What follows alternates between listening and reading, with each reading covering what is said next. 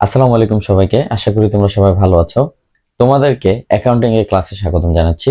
আজকের এই ক্লাসটিতে আমরা আলোচনা করব নবম দশম শ্রেণীর দ্বিতীয় অধ্যায় লেনদেন নিয়ে। তো লেনদেনের একদম শুরুতেই যে বেসিক জিনিসটা তোমাদের জানতে হবে, লেনদেন জিনিসটা আসলে কি। আমাদের লেনদেন জিনিসটা জানার জন্য সবার শুরুতে আমাদের যে জিনিসটার সাথে পরিচয় হতে হবে সেটা হচ্ছে ঘটনা। ঘটনা জিনিসটা কি? ঘটনা হচ্ছে গিয়ে আমাদের দৈনন্দিন জীবনে যা ঘটতেছে এই জিনিসগুলো হচ্ছে কি এক একটা ঘটনা। এই ঘটনা থেকে আমাদেরকে লেনদেনকে ফাইন্ড আউট করতে হয় এবং আমাদেরকে লেনদেনকে চিহ্নিত করতে হয়। তো আমরা চলো আজকের এই ক্লাসে আমরা শিখবো যে লেনদেন কি, ঘটনা থেকে আমরা কিভাবে একটা লেনদেনকে চিহ্নিত করব এবং ওইটাকে লেনদেন বলে আমরা আখ্যায়িত করব। তো চলো দেরি না করে শুরু করা যাক। এখানে আমি খুব সুন্দরভাবে তোমাদেরকে সংজ্ঞা লিখে দিয়েছি। যে অর্থনৈতিক ঘটনা বা কার্যক্রমের ফলে প্রতিষ্ঠানের আর্থিক অবস্থার পরিবর্তন ঘটে এবং অর্থের অঙ্কে পরিমাপ করা যায় তাকে লেনদেন বলে। অর্থাৎ আমাদের দৈনন্দিন জীবনে যে ঘটনাগুলো ঘটতেছে এইটার ভিতরে যেগুলো আমাদের আর্থিক অবস্থার পরিবর্তন ঘটাবে এবং সেগুলোকে অর্থের অঙ্কে পরিমাপ করা যাবে, সেই ঘটনাগুলো হচ্ছে কি লেনদেন। ধরো তুমি সকালবেলা ঘুম থেকে উঠছো, সকালবেলা ঘুম থেকে উঠে তুমি চিন্তা করতেছো তুমি একটা আইফোন কিনবা। তুমি চিন্তা করছো, এটা একটা ঘটনা ঘটছে না, তুমি চিন্তা করছো, বাট তুমি কিন্তু এখন পর্যন্ত আইফোনটা কিনো নাই। বাট তুমি সন্ধ্যাবেলা কোন একটা মার্কেটে গিয়ে তুমি সেই আইফোনটা কিনলা, ধরো 1 লক্ষ টাকা দিয়ে একটা আইফোন কিনলা। তাহলে তোমার কি হলো, তুমি আরেকটা ঘটনা ঘটলো। সেই ঘটনা কি? সেটা হচ্ছে 1 লক্ষ টাকা দিয়ে তুমি আইফোন কিনলা। তাহলে এই 1 লক্ষ টাকা দিয়ে যে আইফোনটা কিনলা, এখানে কি টাকার অঙ্ক আছে না? এবং এটা কি তোমার অর্থের অঙ্কের পরিমাপ করছে না? তোমার কাছে আগে ধরো 10 লাখ টাকা ছিল, ওইখান থেকে তুমি 1 লক্ষ টাকা দিয়ে আইফোন কিনলে, এখন আর কয় লাখ টাকা আছে? 9 লাখ টাকা। তাহলে তোমার অর্থের অঙ্কের পরিবর্তনও ঘটাইলো এবং তোমার কি এটা অর্থের অঙ্কে আমরা কি মানে ডিফাইন করতে পারতেছি, অর্থের একটা অঙ্ক দাঁড় করাইতে পারতেছি। তাহলে এইটাই হচ্ছে কি আমাদের লেনদেন। এখন লেনদেন হইতে গেলে কিছু বৈশিষ্ট্য ফলো করতে হবে। চলো সেই বৈশিষ্ট্যগুলো দেখে নিই।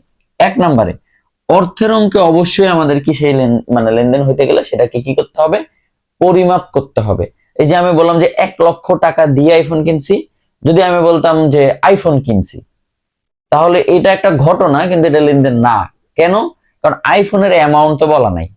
ওকে, এরপরে দেখো আর্থিক পরিবর্তন। আর্থিক পরিবর্তন আমরা বুঝে গেছি যে আমার পকেটে আগে 10 লাখ ছিল, এখন 9 লাখ আছে। তাহলে এটা কি একটা আর্থিক পরিবর্তন ঘটছে। এরপরে বলছে দ্বৈত সত্তা। দ্বৈত সত্তা বলতে বোঝাচ্ছি যে একজন হচ্ছে সুযোগ গ্রহণ করবে আর একজন হচ্ছে সুযোগ প্রদান করবে। যেমন তুমি আইফোন কেনার ফলে তুমি কি সুযোগটা গ্রহণ করছো না আইফোন কেনার, আর সুযোগটা প্রদান করছে কি ওই দোকানদার। তাহলে একটা লেনদেনের সবসময় দুইটা পক্ষ থাকবে।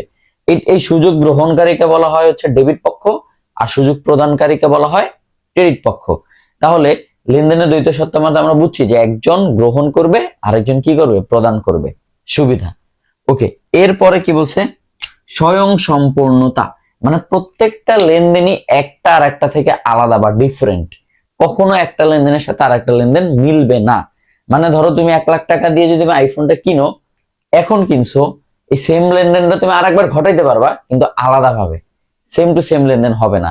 মানে তুমি আইফোনটা কিনছো ধরো 10 তারিখে, আবার 11 তারিখ তুমি আরেকটা আইফোন কিনছো, তাহলে তারিখের একটা ডিফারেন্স আছে না? তার মানে কি 10 তারিখ আলাদা, 11 তারিখ আলাদা।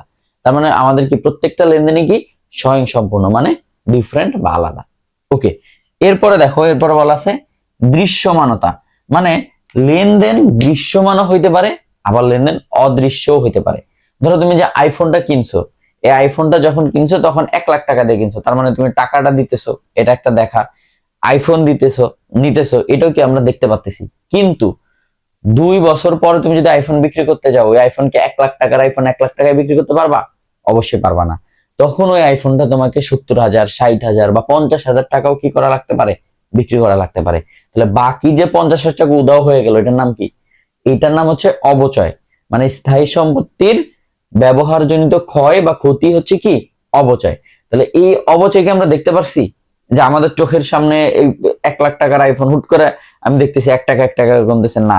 এটা আমরা কি ইউজের সাথে আমরা এটা বুঝতে পারি, কিন্তু এটা চোখে দেখা যায় না। এটাও কি অদৃশ্যমান লেনদেন। তাহলে দৃশ্যমান কোনটা আর অদৃশ্যমান কোনটা এটা আমরা বুঝতে পারছি। ওকে, এরপরে দেখো ঐতিহাসিক ঘটনা। ধরো তুমি গতকালকে আইফোনটা কিনছো, তাহলে এইটা কি মানে পূর্বে হয়ে গেছে না?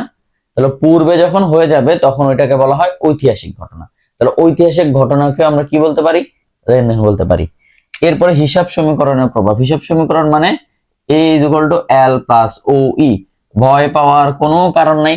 a is equal to l plus OE এর ম্যাথটা নিয়ে তোমাদের সাথে খুব শীঘ্রই আমি ক্লাস নিব।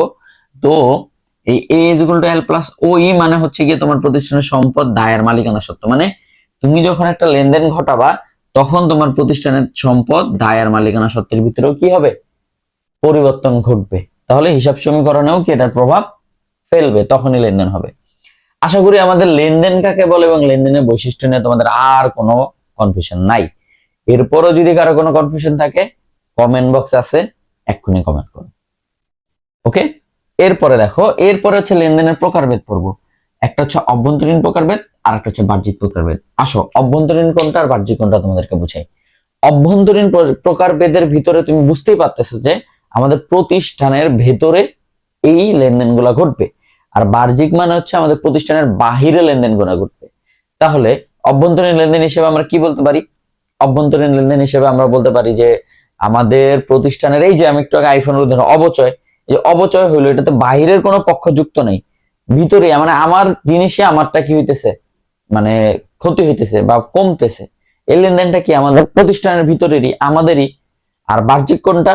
ধরো তুমি পণ্য একটা ক্রয় করছো, ক্রয় করে তুমি অন্য একটা পার্টিকে বা অন্য একটা পক্ষকে তুমি কি করলা, টাকা দিলা, তাহলে এটা কি হলো, বাহ্যিক লেনদেন। লেনদেনের 14 গোষ্ঠী এইটাই। লেনদেন নিয়ে আর কোনো টেনশন করার কারণ নাই। নেক্সট ভিডিওতে কিভাবে একটা এন্ট্রি থেকে লেনদেন তুমি ডিফাইন করতে পারবা, আইডেন্টিফাই করতে পারবা, সেটা নিয়ে একটা ভিডিও করব। ভিডিওটি যদি চাও তাহলে অবশ্যই কমেন্ট করো, এবং আমার ক্লাস যদি তোমাদের কাছে ভালো লাগে তাহলে অবশ্যই শেয়ার করবা। আমি তোমাদেরকে ছোট ছোট করে পড়াই, অল্প অল্প ক্লাস নেই, বাট ওই অল্পটুকুই তোমার জন্য ইফেক্টিভ হবে। আমি 2 ঘন্টা 3 ঘন্টার একটা ভিডিও যদি বানাই তোমরা অনেকেই দেখবা না, টাইনা টাইনা টাইনা চলে যাবে। বাট আমি তোমাদের জন্য 10 মিনিট 12 মিনিট, কখনো কখনো 8 মিনিট 9 মিনিটের ভিডিও বানাই, তো যেন তোমরা অল্প সময়ের ভিতরে শিখে যাও।